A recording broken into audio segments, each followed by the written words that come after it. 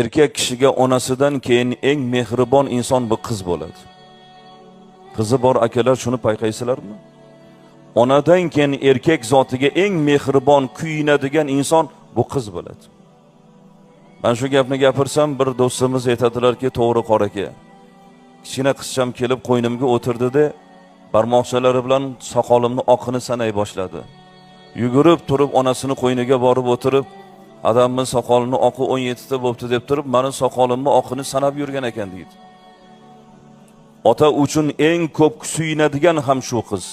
Ota uchun eng ko'p kuyinadigan ham shu qiz. Uzatgan qiz, otam, onam nima yeyotgan ekan deb turib, ovqat oldida o'tirsa, xayoliga birinchi otasi keladi, onasi keladi. Qizinglardan bitta so'rab ko'ringlar, ona qizim, kaftingizni ochib Allohdan birinchi nimani so'raysiz deb bitta so'raylar. Qiz duo qilsa birinchi